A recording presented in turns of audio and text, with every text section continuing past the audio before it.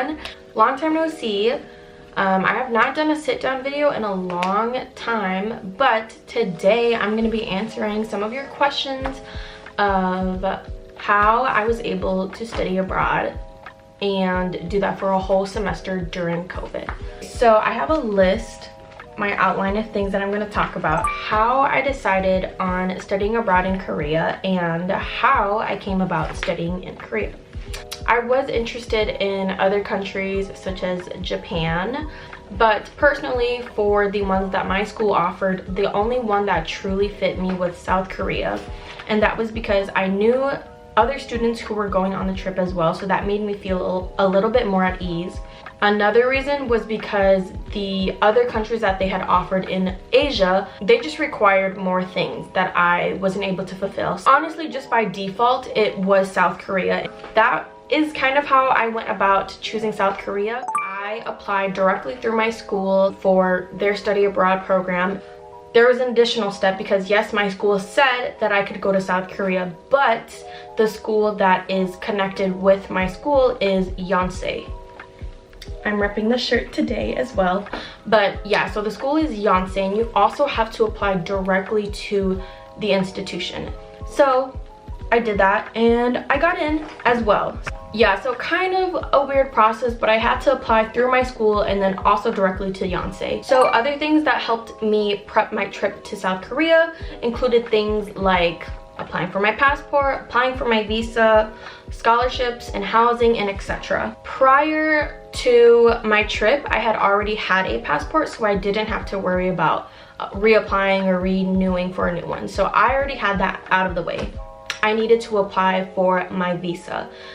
And the whole concept of this was really new to me because like I never had to apply for a visa. The directions of it is kind of vague and there's just so much to it. The visa application process itself requires a lot of things. I had to go get money for the application.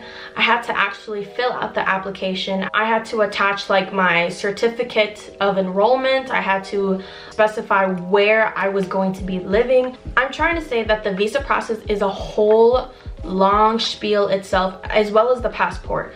So I would say if you know that for sure you want to study abroad, my first thing, like even if you don't know where you're going, even if you don't know like when you're going, my tip to you is to do your passport. Like get your passport done because it's gonna last you for 10 years anyways. Your visa though is going to depend on where you're staying, how long you're staying for, so that is a little bit more meticulous. Just kind of depends on when you figure out your details of your trip. So kind of during that process too, I had to look for flights to go to Korea. I found one with Air Canada that was about $800, but I highly do not recommend Air Canada. I have a whole video about it on my channel and you guys can check that out, but just go with Delta, just fly with Delta, because Air Canada is not worth the headaches it gave me. So do not recommend Air Canada. So on top of that, I had to find my own housing as well because I was not able to get into Yonsei's dorms because it had filled up so quickly. I ended up finding one through Airbnb and it was basically just a hotel room. So me and my friend ended up sharing a hotel room for 4 months that we stayed there.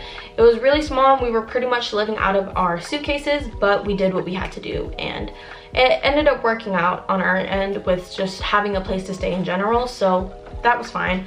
A little bit hard, but it was fine. So after flights and housing, I had to figure out how I was going to fund for this trip.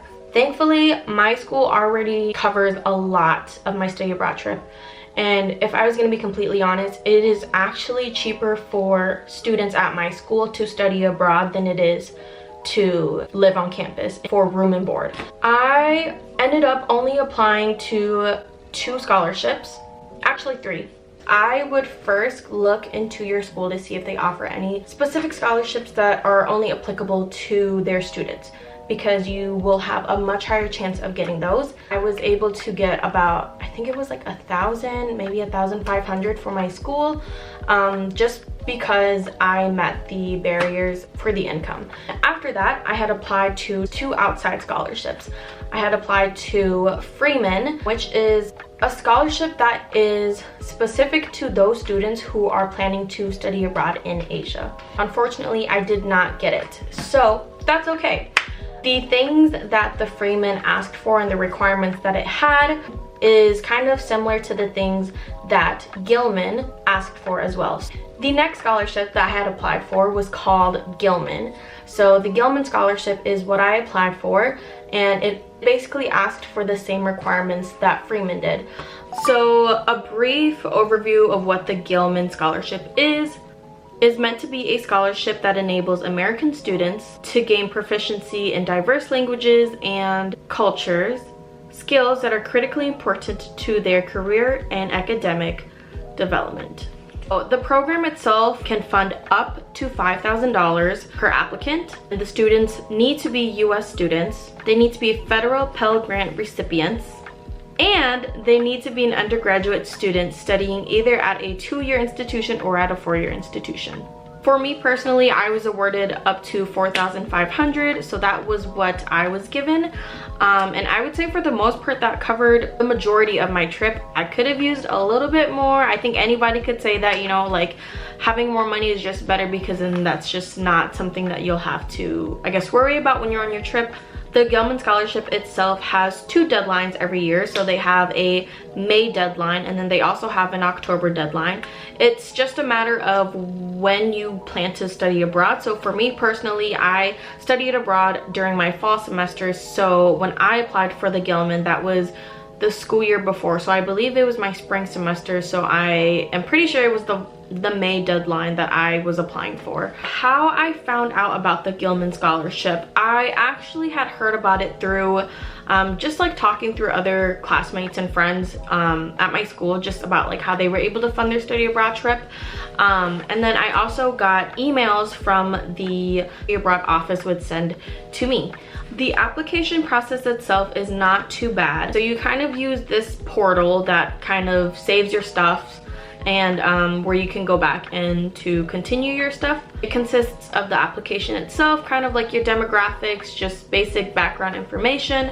And then the main components of the application is that you have to write 3 essays, which include the statements of purpose. And then you have 2 community impact essays, which are the Building Mutual Understanding essay and the Follow-on Service Proposal essay. And then another thing I wanted to know is that you need your financial aid office or advisor to verify that you are an eligible student who can apply for this scholarship. That's kind of the only things that you need. You don't need a letter of rec, you don't need any other external sources. It's mainly just you and then the financial aid office who needs to back up on your behalf saying that you are eligible. Though it is competitive, they do pick a lot of recipients, so do not give up, and definitely try and apply for it because it is free money. Again guys, free money, you cannot pass out on that. So what I used my money for, in total, my whole trip excluding my flights and my quarantine, because that was just all extra stuff, I spent about $5,000. Again guys, I would definitely recommend it. Scholarships are something that is just free money. They're just looking to give away money. I will be sure to leave the links to those scholarships down in the description box below if you guys are interested. But yeah, that's pretty much how I funded for my South Korea trip. Definitely look into it. With the scholarships that I had gotten, it totaled up to about $5,500 roughly. That is basically just free money for me to spend on my trip and to finance my whole semester, and for the most part it honestly did. So with this, I'm trying to say that it is definitely possible. If you want for it to happen, you need to do something to make it work. I found a way to make it work, and those are the things that I did. During my free time in Korea, what did I do? COVID didn't let me do a lot of things, but with the things that we were able to do, I did do. So I took a trip to Jeju, which is basically like the Hawaii of South Korea. So I ended up booking a trip to Jeju with 2 of my friends. So that was really fun. That's where I went scuba diving, and it's just super pretty, just gorgeous, a little bit humid, but just super gorgeous and breathtaking. Later in my trip, I also took a flight to Busan. Of course, we also did tourist sightseeing stuff. We went to the Seoul Namsan Tower a couple of times. We went to find some of the places where they filmed Vincenzo. We also went to the palaces and rented hanboks. We went to the fish markets. Like, there was just like a lot of things that we did that honestly towards the end of our trip we didn't know what else there was to do anymore, because we had felt like we had done so much already. Of course, while we were there, we also had our excursions that we did, the extra little things that we did. So those extra things that we did included paragliding. We literally did that the second week, but we went paragliding, we went ATV riding, we went zip lining, we went scuba diving, and we even went snowboarding towards the end of our trip. We also went to amusement parks like Everland and Lotte World and the COEX Mall, like just literally so many things. Like, we did something every weekend, and we made sure that we made our time there like worth it. For a lot of our time there was a lockdown, basically, of things closing at 10. So pretty much everyone's curfew was 10, and after 10 things, you know, businesses were closed, and pretty much we couldn't do anything. We had to do things before 10, and yeah, that is what it is. They also had like a limit of only 4 people. Sometimes it would be like after 6 o'clock, you could only have a limit of 2 people in a group. Like, it was just kind of weird. So I just have some final remarks that I want to talk about. So I loved Korea. Like, I think COVID changed a lot of things, but honestly, for me studying abroad during COVID, and for me having lived there for 4 months, I loved it. And the things that I did, I loved it. I will definitely visit again. I don't know when, but I feel like it will be less than 10 years before I go back to Korea again. My thing is just, if you want to do it, go do it. Like, if you want to go travel. Like, YOLO. Like, really, like, live your best life. Like, money comes and goes. Like, that was kind of my mindset the whole time, was like, money will come and go. I lived by that motto, and I literally did whatever I wanted, ate whatever I want, obviously to an extent, but like, I just did whatever I wanted to do. If you want to go, go, and if you want to do it, do it. So that's kind of all I have to say today. Thank you very much. If you guys want to see any of my other footages or clips of when I was in Korea, please feel free to check out my TikTok at Lilah Xiong or my YouTube channel at Lilah Xiong. So yeah, thank you so much for watching. Bye.